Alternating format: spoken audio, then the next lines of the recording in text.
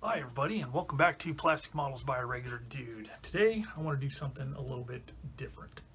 So today I've been sitting at my desk here thinking about organizing, which is something I do frequently, it seems like. And I was thinking about kind of a little bit of a conversation I had with Jim Deck over at Shutter Ace. We just kind of mentioned it in passing to each other. But I'm looking at my desk in my storage area, and there's just a lot of stuff. And it got me thinking, especially after watching other people's videos and stuff, how much stuff do I actually need as far as materials and supplies? Sometimes you can watch a video and you can see somebody doing some stuff, and they just, they're using real basic things and getting good results. And then you see other people. I've seen some videos where, somebody be looking at the presenter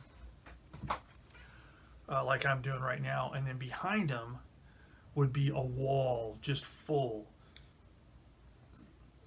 Every single color of Tamiya, every single color of Vallejo Model Air, Vallejo Model Color, MIG by ammo by MIG, every color of every paint, and I've often wondered, it's like, do they really use all that, or do they have it just for the sake of having it?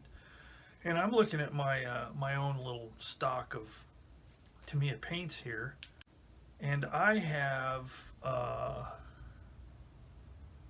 about 48 bottles of different colors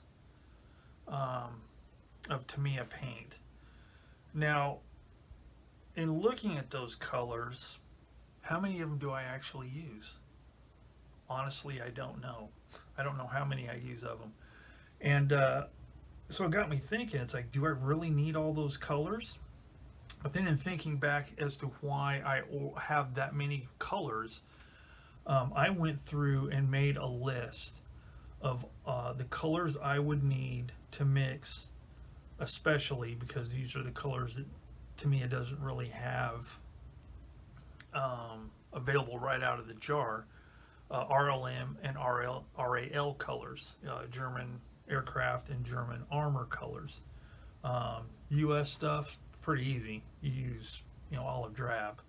I don't build that many British subjects, and when I do, I just try and mix up with what I've got or whatever. But it got me thinking, it's like, so the ones that I actually have are ones I ordered so I could make particular colors. So those kind of make sense. But, I've got some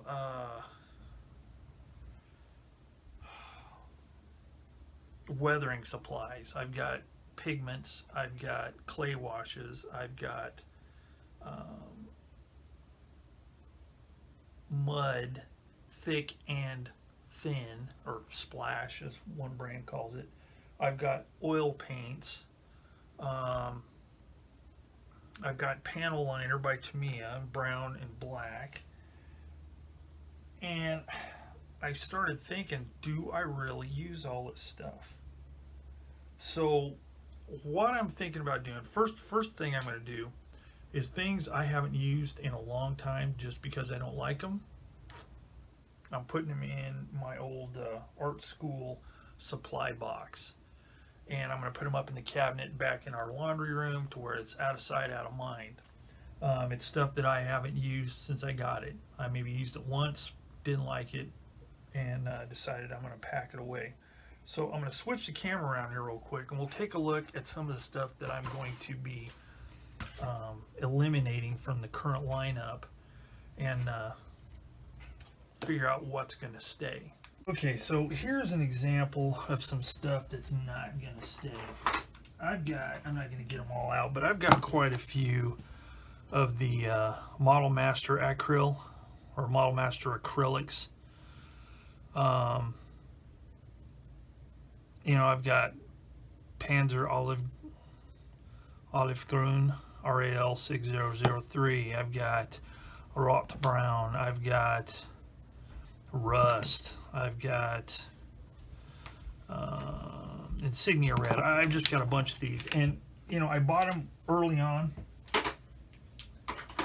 when I was getting back in the hobby, and don't like the way they spray because they clog up my airbrush. I don't like the way they brush paint, so you know, what's the point? So those are going out of the way. So then I have these Vallejo washes. I've got light rust, I've got rust, I've got dark brown, I've got black, and I've got dark green. Don't use any of them. I don't like them. I don't like, I can't seem to make them work the way I want to use them for a pin wash. I can't get them to flow right, and then I end up with like tide marks and stuff like that, and I just can't get them to work well. I don't see them as a replacement for oil washes or even enamel washes, which I don't use very often. But you know, I just don't see the need to keep them. So those are going out of the way, and I'll just continue to focus on using oil washes. Pigments, green earth, never used it. Never saw a need to use it. It's a weird color. Don't need that. Some of the other things I've gotten, now I do have a couple of pigment fixers and pigment binders. The binder is thicker. Seems to work well for certain things when I'm using pigments. Same with pigment fixer. Seems to work pretty well to keep the pigments in place as long as you don't rub on them or touch them too much. Wilder fixer. I read a thing where if you're using certain pigments and stuff, you don't use Wilder fixer. It just doesn't work, and that's just one of those things. I don't see that being a thing. So once it's used up, I probably won't ever get it again. But I am keeping those because those do seem to work. Got quite a few pigments, which I do use. The only one I don't use very often is European earth, or European earth, as it says here. It seems to be a little kind of pinkish red, but I guess it has its applications. The rust stuff, it works. So the pigments, they're pretty good. I've narrowed that down to colors that I actually use, so those aren't too bad. But I'm just saying all that just to say that do I really need all of these different things? So what I'm going to be doing over my next few builds, probably the number of builds, because it'll depend on aircraft or armor or whatever I'm building. I'm going to be kind of taking stock and keeping a list of what I actually use and what I can get rid of. And why am I doing that? Because I don't like having a bunch of stuff that I don't use. If I'm not using it, it's just taking up space, and so I try and find a person I can give it to.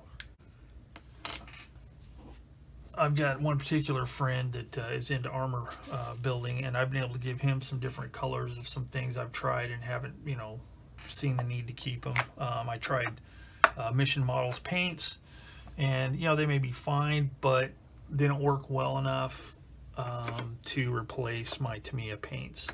What I'm trying to do is I'm trying to find stuff that I use and use frequently and just resupply that. As far as trying the latest and greatest, I'm kind of done with that. I'm just going to stick with using stuff that I know works for me. And, is that a bad thing for people to try, new stuff? No, not at all. I mean, good grief. Some of this stuff that I do use, I wouldn't have never ever tried. But I'm to the point now where I know what works for me. I know how it's going to behave. And so that's basically what I use. Another example. Odorless thinner. Yeah, it works. It works good. But I don't see that it works any better than this Masterpiece odorless paint thinner, which costs, the same amount for this as this.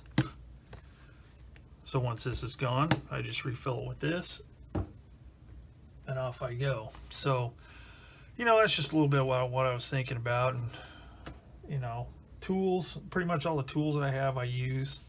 So I don't have a need to thin the herd there. But basically it just boils down to, I've just been thinking a lot about the stuff that I have. Do I need it, and do I need to replace it if I run out again? So that's pretty much it. Just wanted to kind of go over my thought process there on what I'm doing and why, and maybe see what all of y'all think about that. And do you find yourself in that same predicament, or do you like to get a whole lot of new stuff and try it out? So maybe put some comments down below and let me know what you think, what your thoughts are on the whole thing. And that's pretty much it. So thanks for joining me here on Plastic Models by a Regular Dude. Keep your eyes peeled for some more model building, actual model building content instead of my spoken word stuff. And yeah, that's it. So as always, hints, tips, comments, suggestions, put them in the comments down below, and I'll respond to you as quick as I can. Let me know what you think, and thanks for watching. So as always, I will see you all later.